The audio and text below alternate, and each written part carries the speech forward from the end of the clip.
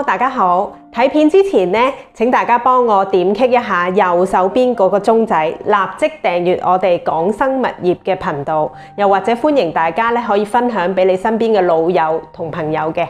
咁而家事不宜遲啦，我哋立即去片。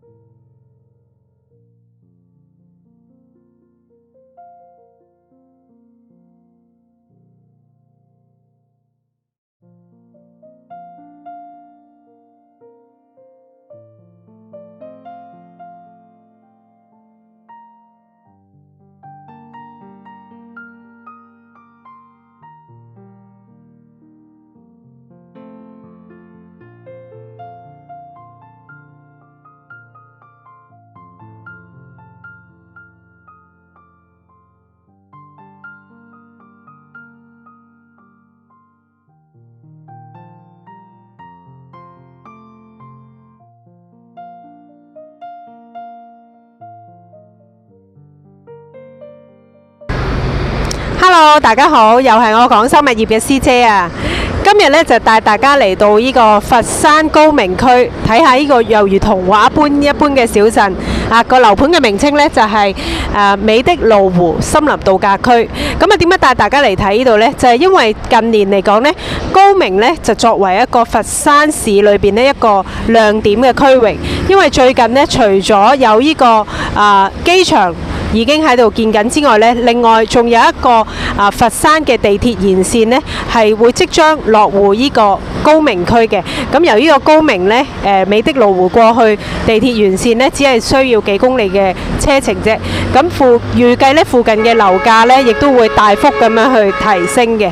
咁而且呢，美的路湖呢，佢個戶型呢亦都有非常之多嘅，包括佢個別墅啦，同埋洋房啦，戶型嘅靈活度非常之大。咁我而家呢就馬上帶大家去睇睇呢個項目㗎啦。咁跟住我一齊睇下 ，Let's go！Hello， 咁我哋而家入到嚟咧美的路湖嘅銷售中心，有請我老友阿 Yoyo 幫我介紹一下美的路湖嘅交通啦，同埋佢嘅園區內咁大嘅園區有咩配套啦，同埋有啲咩嘅筍嘢可以介紹到俾我哋嘅朋友嘅。好，咁首先睇下個交通圖先。我哋而家目前嘅位置咧喺度啊美的路湖森林度假區咁比較大嘅呢個 logo。咁呢個咧就位於佛山市高明區陽和鎮嘅。我哋呢個地方咧，其實係比較交通會比較好咯，基本上海陸空都有啫。你首先咧會有我哋嘅3條嘅高速，第一條高速咧就係呢一條廣明高速嚇。廣明高速主要去邊度咧？就係佛山，我哋啲佛山啲朋友過嚟呢邊就方便啦。跟住第二條咧就廣州嘅繞城高速，咁呢條咧就去到深圳啊、東莞啊呢啲片區嘅嚇。咁仲有一條咧就係珠三角嘅環線高速，咁呢條咧就主要去珠海啊、肇慶啊、江門啊呢啲咁嘅中山啊呢啲片區嘅嚇，咁喺呢個位置。除咗高速之外咧，我哋亦都會有地鐵通過嚟。有條地鐵咧就係廣州南站，即係佛山嘅地鐵2號線延到嚟呢邊嘅，即係我哋嘅廣佛2號線嘅西延線。目前咧而家係起到西樵同埋南莊嗰段嘅嚇，之後嘅二工程嘅話咧，第二階段嘅工程就會去到喺西樵呢邊嚟到我哋高明嘅西安新城啊，同埋我哋西安站嘅。跟住呢條高鐵地鐵嘅話咧，就亦都會延到去我哋一個珠三角嘅樞紐機場呢個位置去嘅。機場呢邊咧，其實離我哋都唔係好遠，大概咧28到30公里左右嘅。呢個距離就比較適中啦，即係唔會嘈啦。同埋咧就距離就係30分鐘、40分鐘啊，啱啱好嘅一個時間段嚇。我想問下個地鐵咧，佢距離你哋園區大概有幾遠咧？同埋係咯，有幾遠咧？地鐵嘅話咧，喺西安站咯嚇。西安站呢邊嘅話，大概離我哋都係10零公里嘅一個距離。咁我哋亦都有規劃話以後可能會有條巴士通過去，即係接駁咁樣過嚟啦。因為本身我哋而家咧就呢邊園區裏邊去到廣州客村啊，去到呢一個佛山嘅雷江站嗰啲通勤巴士都有開通噶嘛。呢一段嘅話，我哋以後如果開通咗之後，我哋應該都會接駁翻咁樣翻嚟嘅。所以你哋就可能到時坐地鐵過嚟，亦都會比較方便嘅咯。除咗呢2條之外咧，就亦都會有一個佛山一環嘅西延線佛山一環西延線其實而家係通咗嘅嚇。呢條咧同埋呢一個嘅呢條去佛山咧就會比較近嘅啦，好快速嘅去到佛山嘅啦，可能就半個零鐘到咧去到西樵咁樣嘅咯。直達市中心啊，係啦，可能40分鐘就可以去到禪城區咁樣啦嚇。仲有一條咧就我哋可能香港嘅話咧，我哋主要就坐船可能會比較方便啦。高明港去到香港嘅中港城碼頭。咁呢度嘅話都有船運已經係開通咗嘅條船運呢邊嘅話，其實我哋之前嘅話未疫情之前其實都有開通，咁我哋有啲業主都會喺香港呢邊坐船過嚟咁樣啦，所以都會比較方便咯。高明港去到我哋呢邊都唔係話好遠，都係10零分鐘到15分鐘到左右嘅一個車程就可以嚟到啦。所以呢度咧亦都會快速嘅過到嚟呢邊咯。呢啲交通路線嘅話，基本上你就算船運又有啦，機場又有啦，地鐵又有啦，高鐵包括呢個我哋嘅高速啊，呢啲全部都會有咯。最加埋有一條咧就係嗰個城軌嚇。成櫃嘅話，到時咧去到肇慶，去到一個廣州呢邊嘅，到時候都會喺高明會有個站咁樣咯。所以呢啲嘅話咧，就基本上交通方面就等於係四通八達噶啦，全部都會通翻嚟高明呢一片區咁樣。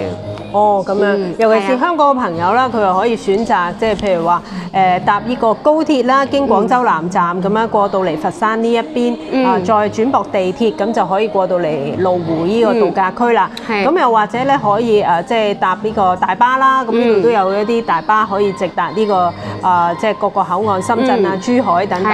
又或者咧，甚至乎香港朋友最熟悉嘅就可以搭船啦，咁喺高明港嗰度直接就有船可以翻到去中港城嗰個碼頭，即係直達香港嘅尖沙咀核心地帶啦。咁可以見得到美的羅湖呢度咧，係非常之方便嘅一個度假區嚟嘅喎。咁好啦，咁我哋睇完個交通圖之後咧，咁麻煩介紹下你哋裏邊嘅介紹下配套係點樣啦？因為聽聞你哇好大個沙盤喎，沙灘係比較大，因為我哋成個項目6800畝嘅，打造一個咧就旅居嘅一個特色嘅小鎮嚟嘅。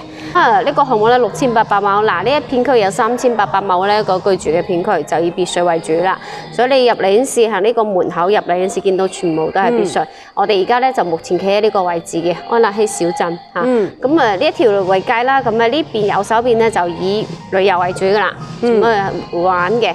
左手邊咧就住嘅，所以咧動靜結合，即係唔會話嘈住即係玩嗰度咧唔會嘈住我哋啲租客啊或者業主啊咁居住嘅比較好咯。咁我哋而家目前咧企喺呢個位置噶啦。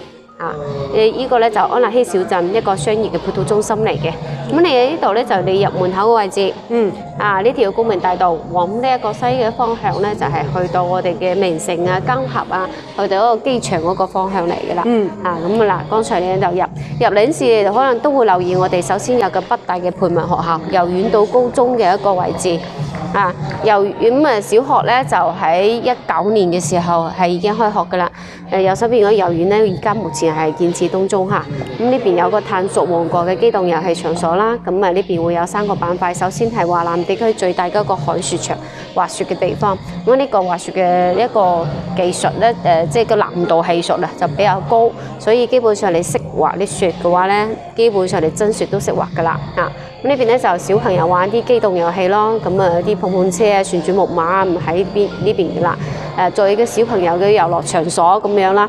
咁呢邊有個水上樂園，水上樂園基本上我哋係每年嘅夏天先正式嘅開放嘅。好似長隆嗰個水上樂園咁樣，雖然規模冇咁大，但係咧佢裏邊嘅設施其實都差唔多噶啦。嚟玩過我哋啲業主都評價都 OK 嘅。咁隔離呢度咧就我哋60幾年歷史嘅對村茶場啦，而家咧就種緊茶葉喺度嘅。咁當然啦，你哋自己都可以過嚟呢邊採茶，採完茶之後咧就過翻呢個島去製茶同埋品茶嘅。咁我哋會喺呢個島上咧就起啲關於茶文化嘅博物館啦、民宿啦喺呢個位置。咁而家咧有啲餐飲都喺度，都可以去過去試試，都比較有特色嘅，即係精緻嘅。咁旁邊水鄉小鎮啦，目前都係建設當中喺呢邊。旁邊呢一個咧就係個我哋嘅農場，綠野農場。農場嗰塊嘅話咧，而家目前會種植有啲新鮮嘅蔬果，所以有啲業主翻嚟嘅話咧，如果想去買啲新鮮嘅蔬菜，就會自己去呢度採摘噶啦。咁我哋當然啦，帶埋啲小朋友去呢邊採摘啲新鮮蔬果都非常之好嘅嚇。咁呢邊咧就呢一個高層就賣晒噶啦，高層就以花園酒店嗰邊嘅啦嚇。你前邊咧就愛麗絲莊園以攝影為主，咁呢個點同埋我哋安立希小鎮呢兩個點咧都係做一個攝影基地嚟嘅咯。去到呢個位置就射擊場嚟嘅，打真槍實彈嘅一個射擊場。呢個咧就大概好似佢哋12蚊一粒子彈到啦，比較刺激啲啦呢邊嚇。啱年輕人喎嚇。係啊，比較刺激。本身就我哋46個字嘅泰式嘅溫泉啊呢個位置。溫泉嘅話咧就其實係有廣州嘅花園酒店去幫手打理嘅，咁所以其實好多人即係浸過溫泉都覺得非常之靚，係有啲業主甚至乎，因為花園酒店都係老品牌啦。係啦，係啊，甚至乎有啲業主咧就或者客戶咧都買年卡咁樣噶啦，經常嚟嚇。呢邊就高爾夫啦，18洞72桿嘅高爾夫，因為呢個咧就係會比較耐啦，10幾年啦，而且呢個標準嘅一個高爾夫其實球場其實係比較少噶啦。佢係咧就算係經營得比較耐嘅一個項目咯嚇，好多啲名流都會過嚟打球啦，同埋好多啲比賽都會喺呢個位置，因為國際性一個標準㗎嘛。啲會籍賣晒未啊？賣晒㗎啦已經，賣晒。係。咁呢邊咧就呢一個戶外拓展嘅部分㗎啦，包括越野車基地。咁越野車基地嘅話，佢哋兩條賽道。咁你哋如果自己業主或者朋友嘅話，可以攞自己嘅 SUV 去玩。我哋亦都要有專業嘅一啲賽車俾你去玩，係比較刺激嘅喺呢個位置，亦都係可能比較受一啲年輕人去中意嘅地方。我之前都見過有段短片，玩即係野車係咪？係啊，玩汽車嗰啲發燒友發出嚟，就係喺你呢度拍嘅。係啦，係啦。咁呢邊咧就有一個房車同埋木屋啦。咁我哋木屋咧就沿住呢個白鷺湖呢邊去起嘅。咁啊呢一個咧就木屋全部佢嘅建築嘅話，全部以木，佢冇水泥冇鋼筋嘅，所以嘅話咧，其實住喺裏邊你有啲木好淡嗰啲木香啊。住到會比較舒適嘅。旁邊嘅話咧，我哋會有啲房車。房車嘅話咧，就係喺國外可能比較中意啊，因為開住部車去到邊食到邊玩到邊咁啊嘛。咁呢邊就有比較特色啦。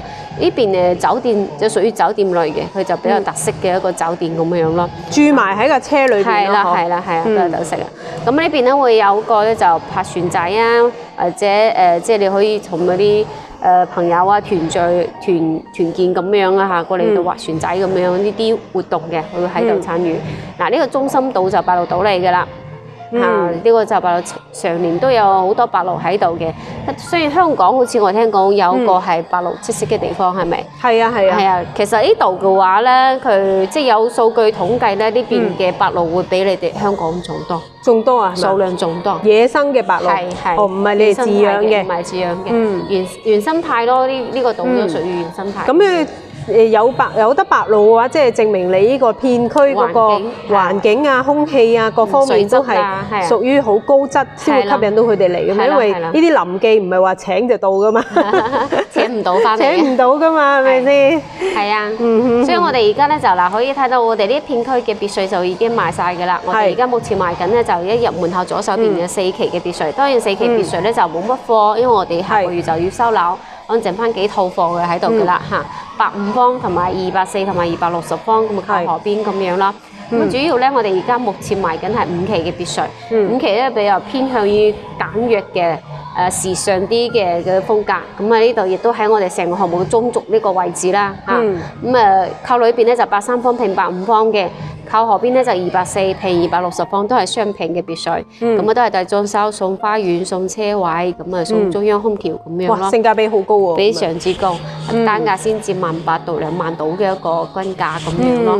咁樣，哦，咁啊，我想問下250萬左右起步咁樣。200零萬咁啊！香港連個即係一個上車盤都買唔到咁啊！呢度啊成棟別墅買落嚟啦，可以嚇。咁我想問下啦，管理費嗰方面係點樣算咧？即係洋房同呢個別墅係咪一樣咧？管理費嘅話咧，我哋別墅會係1.8一方嘅管理費，所以你居住嘅成本係非常之低，而且花園我哋係唔計嗰個管理費嘅。哦，1.8一個方，咁即係如果別墅嘅話，我聽你講話有啲白3方嘅別墅啦，咁即係講緊即係200零蚊就已經有嗰個即係交到個管理費啦。咁一年嚟講先2000零蚊㗎嘛。係啊，好少㗎啦。咁啊，如果係車位，佢嗰個別墅就有埋啦，喺裏邊啦，係嘛？係啊，車位係送嘅，都係每間屋嘅左手邊或者右手邊。咁啊，車位嘅話咧，我哋大概就1蚊一方，1蚊一方。哦，咁都好平啦，咁樣。基本其實唔係好多，因為10零方嘅話，你基本上可以忽略不計㗎啦。唔大。即係純粹係象徵式俾個即係打掃錢都要啊。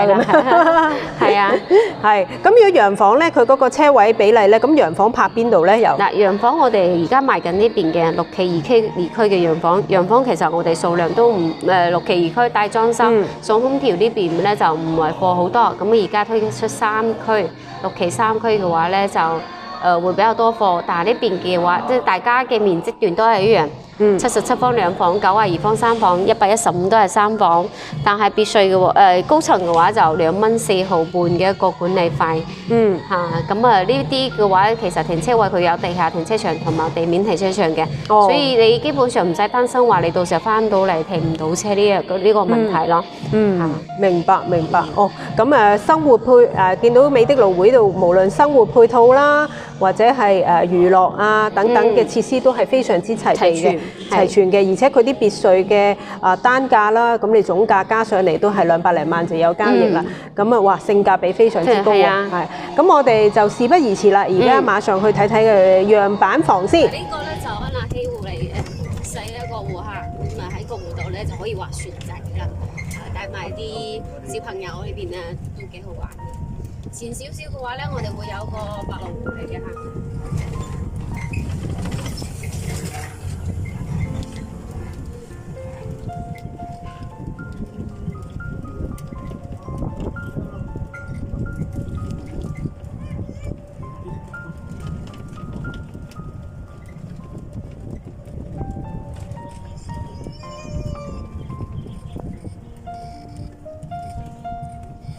呢度右手邊咧，我哋可以睇到一個白鷺島嚟嘅，一種深度嚟嘅。呢個就白鷺湖，白色嗰啲係白鷺。咁而家唔算多啦，要早上嘅7點鐘或者夜晚7點鐘會比較多人，多啲雀仔翻嚟。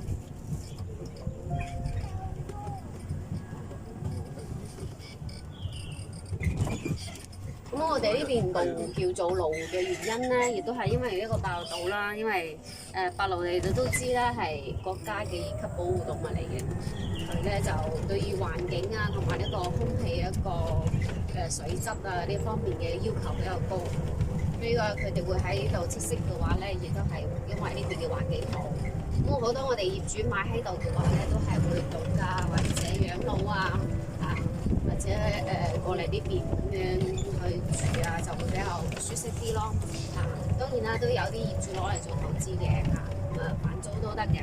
咁有好多啲，因為我哋有10幾項嘅一個旅遊配套啊嘛，咁可以咧就租俾一啲遊客租1晚，其實都唔平嘅，收益都幾可觀嘅呢啲。咁過年期間咁即係租到幾多錢咧？啲房？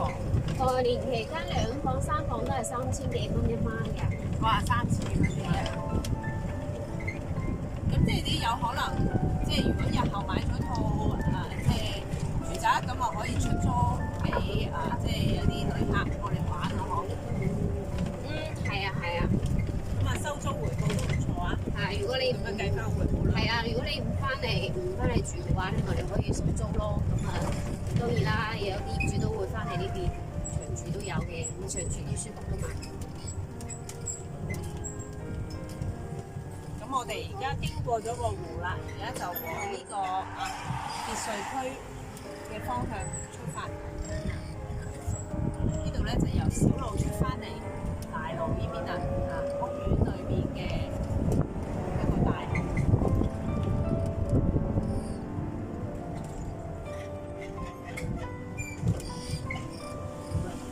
咁見到咧美的蘆湖即係屋苑兩旁嘅一個綠化咧都做得好好嘅，咁乾淨企理啦，即係亦都兩旁好多樹木咁小區環境佢哋物業都打理得非常之唔錯嘅。咁我哋而家咧就帶你哋去睇下我哋3期嘅別墅，3期嘅板房咧就而家賣緊4期嘅一啲別墅嚟嘅嚇。咁3期咧就係啱啱好交樓1年左右嘅時間咯，都會好多業主翻嚟住，我哋咁樣可以睇睇。咁見到兩旁嘅別墅啦呢度已經係好多已經入咗伙啦。咁有啲將個花園咧玩咗個泳池咧，有啲將個花園咧建設咗個兒童遊樂場啊。所以話咧別墅嘅話咧，嗰個靈活變化就好大嘅。我哋而家嚟到佢嗰個小區嘅大閘入面啦。咁到時咧就買咗別墅嘅朋友咧，就必須要車輛要登記啦，先可以入嚟大閘啦。同埋要做，如果係步行入嚟都要做嗰個登記先可以入嚟嘅。係嘅，咁我哋呢邊咧就三期嘅別墅咧，可以睇下旁邊嘅啲兩邊嘅話就係車位嚟嘅，一戶一個車位嚇。咁咧就前邊花園咧，我哋基本上係幫你整好㗎啦。咁後花園咧就交俾業主自己去打理，送一塊草皮俾你哋自己去打理嘅。我都見到其實兩旁都好多人入住咗咯喎。係啊，三期因為啱啱好交落1年，好多業主都比較中意翻嚟呢邊住。同埋都見到有好多有啲廣州啦，廣州光車，門添喎，廣州有啲係貴州啊，即係不同嘅地方嘅人買翻嚟自己度假或者自用咁樣。但係而家在售嘅就係其實4期嘅，咁但係咧嗰個4期嘅一個戶型格局係一樣啦，同埋你見到小區咧側邊兩旁嘅小區嗰個綠化都做得好好嘅。咁而家帶大家睇下呢一套嘅別墅示範單位。首先睇下外邊先啦，我哋送一個車位嚟嘅呢個，一戶一個車位。深圳車都過嚟啊！呢個咧就係一個車位嚟嘅。咁啊隔離嗰個就係隔離鄰居啦。咁呢一個車位就係屬於呢一套別墅嘅，係嘛？係。係，咁見到呢度咧就係嗰啲綠化咧都係物管負責嘅咁樣嚇。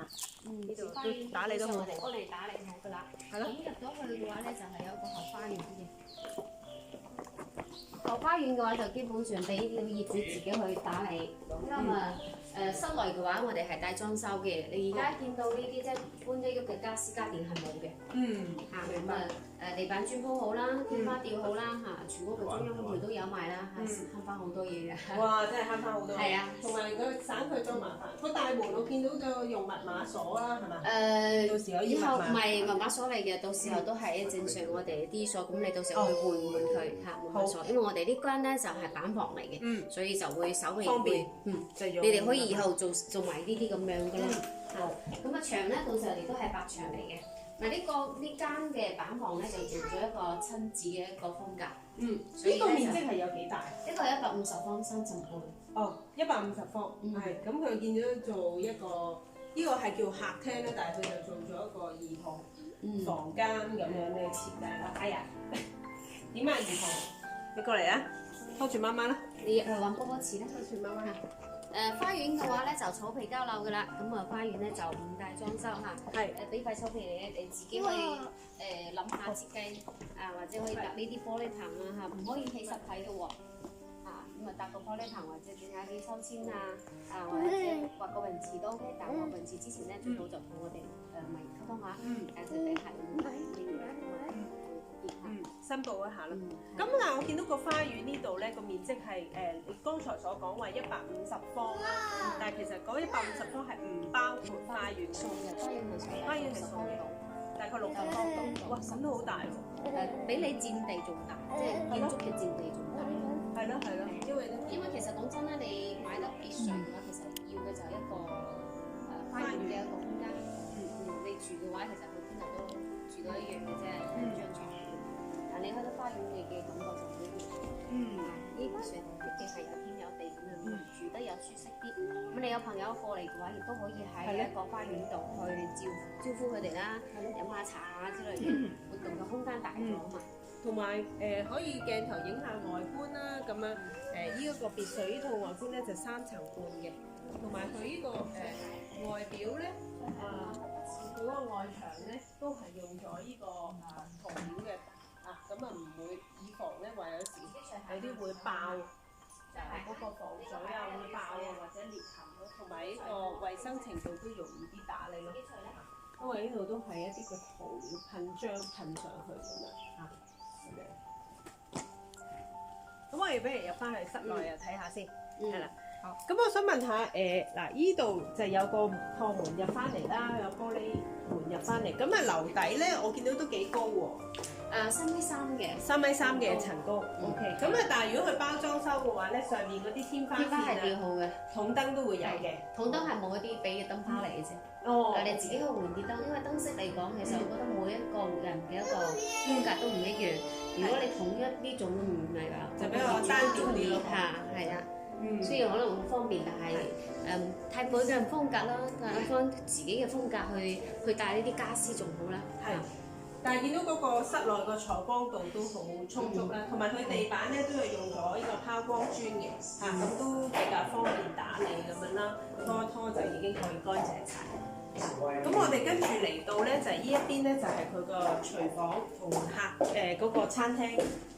咁啊廚房佢係一字排開啦，咁誒有雙爐頭，咁呢啲都係會有精裝修包埋，係加埋美的啦嚇，你哋嘅品牌啦，咁啊美的嘅雙爐頭啦，個抽油煙機都係美的啦嚇，咁呢啲都係會包啲櫃啊都係有賣㗎啦。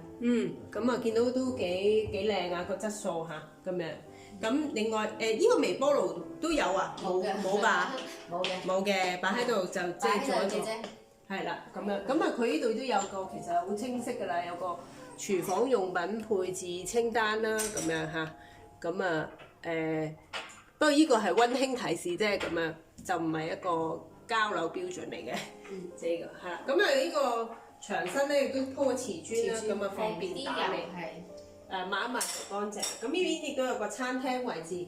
最出色咧就係佢嗰個餐廳位置咧，亦都有一排嘅落地玻璃窗望翻出去嗰個自己嘅花園喎，哇！覺得好正啊！即係啲小朋友喺外邊玩嘅時候，亦都可以即係喺餐廳或者做緊廚房嘢嘅時候都可以觀察到小朋友做緊乜嘢，喺度做緊乜嘢啊嚇！喂，你唔好攞咗人哋啲豬豬喎嚇，豬啊過嚟啊！好啦，咁我哋呢度亦都見到有個洗手間係下沉式嘅一個洗手間同埋呢一個廁所嚟嘅。咁利用咧樓梯嘅空間去做嘅，咁啊仲可以放啲儲物啊，即係譬如話你放部洗機啊咁樣都 OK 嘅。哦，係喎，咁啊幾好啊！即係同埋佢都有花個推窗啦，做一個採光啦、通風咁樣。咁呢邊亦都有個洗衣機位置嚇，可以置翻個洗衣機。咁啊呢度佢呢個幾好啊，即係可以做一個洗手間咁樣，可以招呼客人嘅時候可以用得到咁樣啦。我哋上2樓啦，2樓就係房嚟㗎啦。咁啊樓梯嚟講咧都即係佢都做咗一個扶手啦，咁樣就唔怕啲細蚊仔。而且我哋呢邊嘅話，你可以睇下樓梯呢個空間度都會有窗，所以你採光就會好好。呢啲冇話好暗啊、好沉啊咁樣嘅感覺嚇。嗱呢邊咧就我哋會有一間房嘅。呢間房其實都好光猛，你要睇下我哋採用咧全落地窗，南北對流，呢個戶型同個南北對流嘅，通風採光都非常之。南北對流，我想問，即係呢邊係東啦，係咪？呢邊係南，呢邊係朝南，就望翻小區入邊嗰個路嘅車路咁樣就係朝南。咁呢邊咧就係北向，咁啊變咗打開窗嘅時候咧，個通風效果好好啊。所以我哋花園係北向，但係我哋花園都唔會話覺得好暗啊，或者好唔舒服。所以咧，你特別夏天喺你花園度就更加之舒服。咁啊望翻去自己嘅花園嗰度。咁啊我就見到啲地板嘅話，都係會到時都係銅係咁樣嘅地板地磚。4期都係呢種。房間呢隻咧就係木紋磚嚟嘅，木紋磚。哦，磚嚟嘅。但係咧個放嗰啲木地板嘅一個圖案，所以咧就第一你好易打理啦。咁啊第二嘅話咧就好睇咯。係，即係俾人嘅感覺比較暖和一啲咁樣。同埋你點解？Hello，點啊？嗱呢邊咧就隔離係我哋呢度有一個工位嚇，跟住2樓咧就亦都會有個我哋嘅小朋友房。工位呢邊嘅話咧就你可以見到呢啲全部都有㗎啦。咁你係乾濕分離啦。咁我見到抽氣扇都會有係咪？都有嘅，包括花灑啊呢啲啊都有㗎啦。潔具啊，所有都有齊晒㗎啦。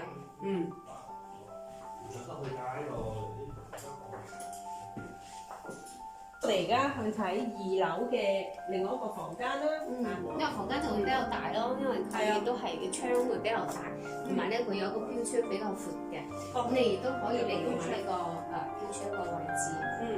咁呢間房咧就整到上下鋪啦，咁啊大客就可以俾小朋友一個活動嘅空間。個空間咁好，同埋呢幅窗咧，我最中意佢係好大幅嘅窗，係啊，好通透，所以採光好啦。係咯，即係會好光猛，就唔會話好暗淡咁樣間屋嚇。咁啊，依然都係用呢個仿木紋嘅地磚啦，呢個房間嚇。咁但係呢啲冷氣就到時有嘛？我有埋㗎啦，頂頭全屋嘅中央空調。哦，你哋係用中央空調？係美的嘅中央空調。哦，美的嘅中央空調。咁啊，到時都唔需要再自己裝。係啦，呢種咧就基本上你自己買家私家電就可以入住啦。哇，咁好方便喎！係啊，省時省力。係咯。好方便啦，即係簡單咁樣配翻啲家具就可以住。但係我哋而家係喺2樓上嚟3樓睇睇，咁佢呢度都係有個窗喺度啦，咁啊個採光度好夠啊，同埋即係側邊亦都有扶手啦，比較即係安全嘅系數比較高啲。咁啊上到嚟有個主人套房咁樣啦嚇，主人套房。咁啊首先呢度有個洗手間位置啦，亦都係乾濕分離嘅嚇，乾濕分離嘅設計。咁呢邊有翻個窗通風啲潔具都有齊晒㗎啦。咁啊呢度咧有窿可以擺下自己啲沐浴液等等咁樣。咁啊佢哋呢啲地磚咧都做晒啲坑紋啦，咁啊防線啊，有時啲細蚊仔調拍或跣親咁樣。走埋去，犀利。同埋啲毛巾架佢都做晒啦，真係比較貼心一啲啊，即係馬上已經可以住得啦。呢邊咧個櫃咧亦都有個層架做起晒啦，見到佢有個層架馬桶側邊亦都有層架，廁紙架亦都配晒，哇，非常之貼心啊！基本上係乜嘢都有晒。不過我哋入翻嚟佢嗰個主人房啦，係啦，喺主人房佢就又係兒童房設計啦。咁啊兩邊親子嘅風格嘛呢種。係咯，親子風格。咁啊亦都有兩邊窗對流啦，呢邊朝南嘅嗰邊咧就係朝北嘅。咁啊朝北就望翻自己嘅花園位置咁啊好通風通爽，同埋採光度都好足夠。咁啊佢呢間房咧就最好啦，就係俾大家睇到佢擺咗一張雙人床之餘，嗰邊咧仲有張1.5米嘅單人床啦，中間仲有個床頭櫃。咁大家可以見得到咧。其實佢嗰個空間好大，好大。仲有小朋友，你嘅帳幕喺度，係咪？你嘅帳幕，係，好啦，你翻屋企啦。第一時間就衝入去。係啦。即係呢個方設計係小朋友，所以咧佢就即刻衝入去呢個窿入邊。好啦。呢度咧就因為85方，我哋會有做主人房咧，就上邊會有佢哋一個配套，即係比較。私密性嘅一間房上邊，咁啊上邊嗰間房嘅話咧就係專門為我哋主人房去打造嘅，咁你可以上邊可以做呢一個書房或者茶室，或者你嘅瑜伽室，或者你嘅即係叫多功能套房，係啊。好，但係首先睇埋呢度先，原來呢度亦都有個主人房，亦都有個露台嘅，設置咗喺度嘅咁樣。呢個露台過去咧就亦都係有個陽台啦，呢個陽台其實正宗嘅。咁好似依家咁嘅時候咧，其實你哋喺度飲茶又唔使曬啦，又舒服啦，係咪望出去景色又好睇啊咁樣？係咯，嘆下茶啊，食個包啊咁樣，係嘛？咁啊，賞心樂事啊咁啊。好啦，小朋友你喺度瞓覺。咁啊，呢度上去係佢嗰個多功能房，由呢個主人套房咧行上去啦。呢度咧亦都係有個窗㗎嚇。咁我哋上去主人房上面一個私家套房啦，呢度嚇。咁啊，佢呢度咧就個空間都唔細喎，呢度都有成即係都好10幾20方度啦，係咯，15方16方左右。咁呢度你哋就擺咗一個雙人床啦。咁但係其實你話是齋呢度可以做下啲茶室啊、瑜伽室啊，係咯，即係for主人房用嘅，係啊，專享嘅一個位置，係咯，即係比較私密性比較高啲咯。咁你其他可以上到嚟，咁而且我哋嘅都有好多個窗，你可以睇下。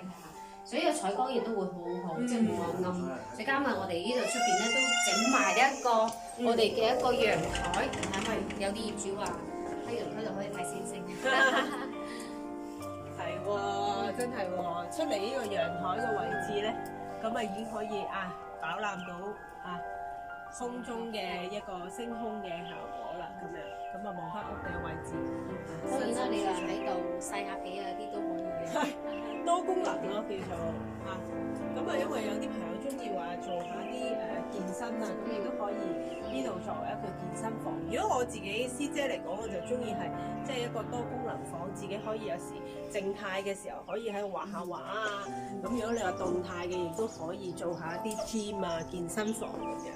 咁呢度呢一層咧，亦都係一個仿木紋地磚咁樣設計嘅，採光咧亦都係非常之足夠，因為呢度加埋有4隻窗，加埋仲有呢個好大嘅玻璃門咁樣嚇。咁呢個咧就係呢一套150方別墅嘅樣板房。係。咁我哋而家馬上去睇第期嘅遠期嗰邊嘅板房。好，稍後。咁好多觀眾咧就睇咗美的路湖嘅配套啊，同埋佢嘅附近環境風景之後咧，都好覺得哇好正，好吸引。咁立即問我師姐，咦，究竟美的路湖佢哋最近會唔會有啲乜嘢嘅推廣活動啊等等呢？咁好啦，我哋今日咧就嚟到現場咧，就揾到阿聰幫我介紹一下最近佢哋有咩推廣活動，同埋一啲靚嘅單位同埋筍價可以俾到我哋港生物業嘅觀眾。係啊，有請阿聰。各位觀眾大家好，係咁咧，亦都係多謝大家嘅支持哦。咁我哋公司咧亦都係同港生物業呢邊合作咁做咗一個好大力度一個優惠嘅一個方案俾大家咁同時嘅話咧，亦都介紹下我哋每一個單位每一個面積嘅話咧，在售嘅價錢，同埋我哋可以喺港生物業嗰度大概可以即係幾多價錢可以買得到我哋一個優惠嘅單位咁我想問下，而家佢銀行嗰度係做邊一間銀行咧？咁我合作嘅話咧，都係南洋銀行為主嘅，依家都係係。咁但係因為而家大家都知道啦，即係而家香港封關啊嘛，就過嚟咧就唔係咁容易嘅。咁我想問下，如果佢到時嗰個手續方面係點樣辦咧？如果按揭的話，可以咁樣咁我哋可以約定一個時間。咁呢個時間嘅話咧，我哋客戶可以提前做好準備。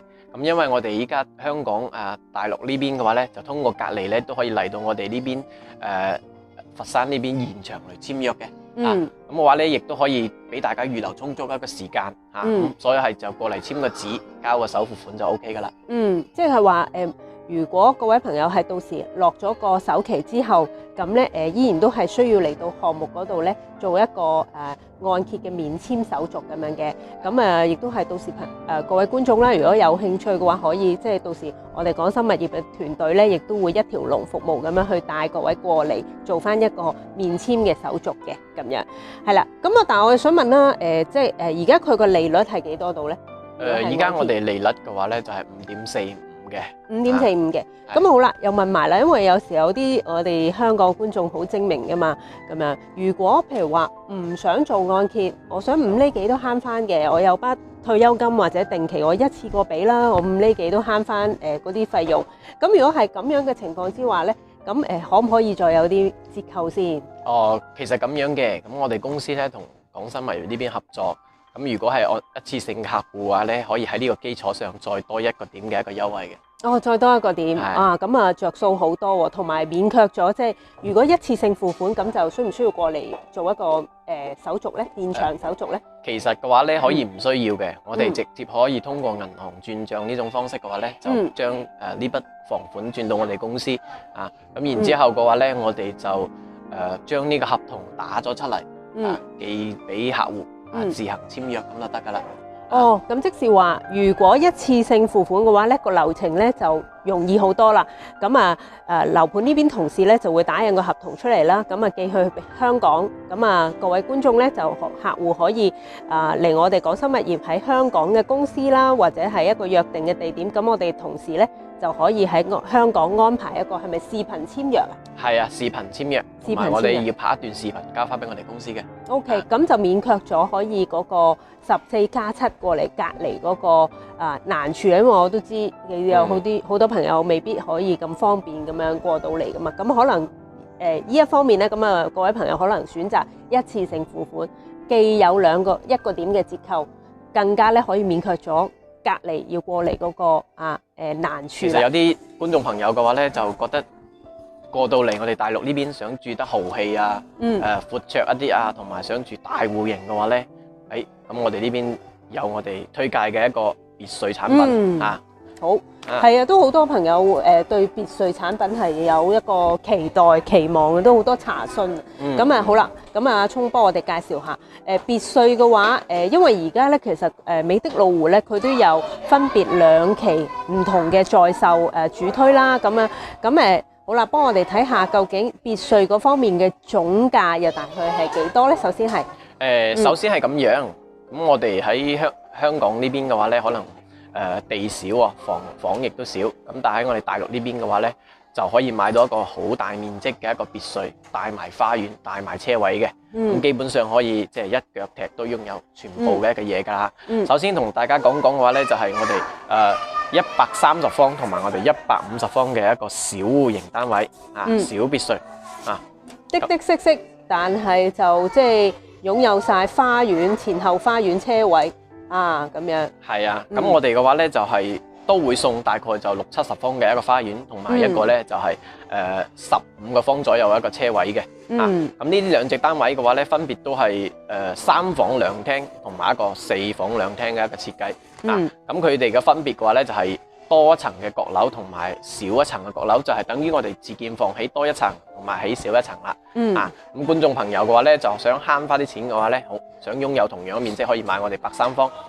想多間房間使用嘅話咧，可以選擇我哋105方。咁我哋103方同105方嘅話咧，而家我哋都會有搞嗰個促銷活動嘅，大家可以睇睇觀眾朋友。咁嘅話咧，就通過我哋廣生物業嘅話咧，就可以享受我哋3個點嘅一個優惠政策。咁首付嘅話咧，就係70幾萬到80零萬之間就可以擁有一套別墅噶啦。咁我哋別墅呢啲方面嘅話咧，亦都可以做銀行按揭咁話咧就睇觀眾朋友嘅一個即係資金需求同埋各方面一個情況啦，而定啦。好，咁不如我哋仔細睇一下130幾方嗰個別墅詳細點樣計法啦。咁首先就係個總價就236萬，咁通過廣生物業嘅話咧，我哋可以享受優惠咧，就係232萬我可以成交噶啦。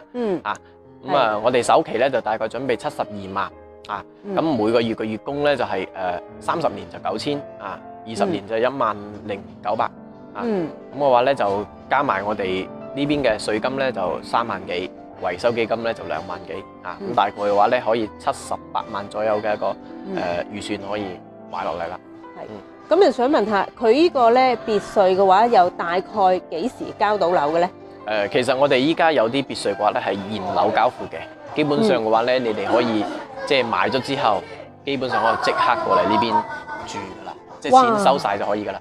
即是話，如果各位觀眾因為最近因為疫情啦，咁好多朋友叫做困住喺香港啦，咁都問我，喂，師姐有咩推介可以即買即住？咦，咁呢一方面咁可以適合呢一類需要嘅朋友喎，變咗買咗之後，可能即係付清晒一個樓款之後咧，咁就可以馬上辦嗰個收樓啦，係咪已經？係啊，即係付清咗全房款嘅話咧，我哋就可以安排交付噶啦。再加上咧，佢哋嘅別墅咧，其實都係一個精裝修交標嘅。咁即是話咧，到時收咗樓之後咧，簡單添翻啲家私電器咧，咁就已經馬上住得㗎啦，就唔需要話好似有時其他項目咁樣又要搞一輪嗰個即係裝修搞1年半載咁樣先入住得咁樣。好啦，我哋又睇翻啦，譬如話呢個140幾方嗰個別墅啦，佢亦都係有個3萬嘅團購優惠啦3萬抵呢個3萬抵3個點嘅一個優惠，3萬抵3個點一個優惠。係啦，咁同樣嘅話咧，首付可能就會多幾萬蚊嘅一個首付款咯。其他嘅話咧，基本上係差唔多嘅。好。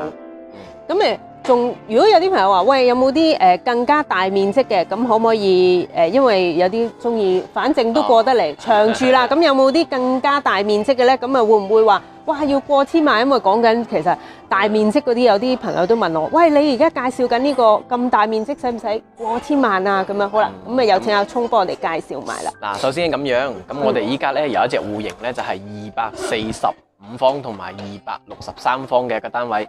咁呢隻單位嘅話咧，係屬於我哋美的路湖係大戶型嚟嘅產品。咁呢兩隻大戶型產品咧，佢有咩優勢嘅話咧？花園贈送大啊，150方到180方嘅花園贈送。咁另外嘅話咧，我哋一個房間使用面積4房5房嘅一個設計，4房3廳5房3廳一個設計使用面積高達400個方，加埋花園嘅話所以嘅話咧係一個好大戶型嘅一個設計嘅，亦都係送我哋一個精裝修嘅大家可以睇睇我哋240幾同埋260幾方嘅一個單位咁呢啲就係我哋嘅圖紙啦。咁嘅話咧，佢哋係有4層同埋一個4層半嘅一個設計嘅咁我哋叫躍式設計，帶下沉式花園嘅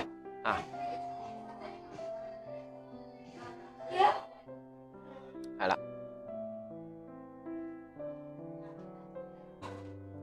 因為呢個就係嗰個平面圖啦。咁好啦，嚟到價錢幾多咧？係啦，咁即將揭曉啦。咁我哋246方咧，同埋265方嘅話咧，我哋總價都係430幾萬246方啦。咁我哋咧就係265個方咧都係460幾萬一間咁所以話咧係相當之優惠嘅。通過我哋廣新物業去購買嘅話咁同時嘅話咧係擁有超大嘅花園咁嘅話咧，我哋按揭嘅話咧都係140幾至150萬嘅一個首付款就可以噶啦咁基本上嘅話咧可以就月供就係18000蚊到啦咁基本上嘅話咧，亦都係可以享受我哋咁大嘅戶型、咁大嘅環境、咁靚嘅屋企嘅啦。即係如果各位朋友係做按揭之話咧，只需要香港一個車位嘅價錢咧，就可以擁有一套2000幾尺嘅別墅啦咁如果你話亦都400幾萬，其實等於我哋香港嘅一個所謂上車盤啫但係呢度咧就住到4層兼前後花園，有埋車位，哇！真係〜天淵之別咯，真係咁我亦都想問埋啦，補充一句佢嗰個洋房嘅話，咁嗰個交樓日期又最快嚟講係幾時咧？我哋有部分洋房嘅話咧，就係今年嘅6月份可以收樓噶啦。6月，咁而家我哋係即係2月份啦，而家今日已經係2月1號啦，咁樣。咁即是話其實如果假設一次性付款啦，咁樣譬如咁樣講翻。嗰個付款方式，如果係一次性付款嘅話，假設客戶一次性付款，佢需要幾耐時間去俾晒依筆款項咧？咁我哋公司嘅話咧，規定咧就係1個月內。咁大家如果有資金情況各方面咧，喺理財或者喺我哋股票入邊嘅話咧，亦都可以向我哋公司申請嘅。咁最長嘅話咧，就應該3個月都應該冇問題嘅。咁即係話，如果各位朋友係假設買一套洋房之話啦，咁就假設係2月1號購入，咁月底嘅時候付清咧，6月份咧就可以馬上辦呢個收樓嘅流程啦。係啦，係啦。咁樣，咁亦都問埋啦，如果假設係做按揭之話，佢個付款方式嗰個流程又大致上係點樣咧？首先嘅話咧，我哋要交咗我哋嘅一個定金嘅。定金交完之後嘅話咧，我哋安排5天內嘅話咧，就係交我哋一個首付款咁首付款到位嘅話咧，咁我哋就係可以約銀行咁去面簽啦。咁去完銀行面簽嘅話咧，同時亦都可以過嚟我哋營銷中心呢邊進行網簽嘅一個手續嘅。咁所以嘅話咧，亦都係幫咗相當之便利，1日嘅一個時間就可以搞掂噶啦。咁即是話，如果假設係洋房咁嘅付款方式啦。咁就係先俾咗個訂金先，咁然之後5日內就俾埋嗰個首付3成嘅首期咁樣。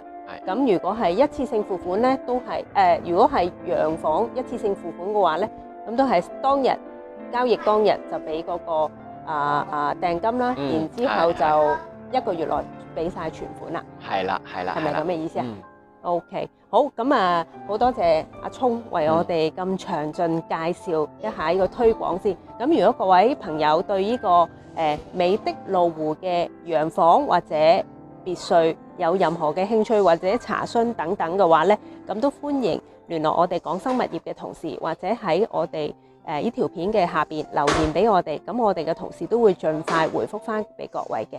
咁好啦，多謝晒阿聰，多謝大家嚇。好，咁首先嘅話咧，我哋項目真係應有盡有，從小戶型到大戶型都有嘅咁所以嘅話咧就係買小戶型亦都得，買大戶型居家都得嚇。咁多謝大家嘅收睇嚇，咁有興趣嘅話咧可以聯繫我哋廣生物業嘅。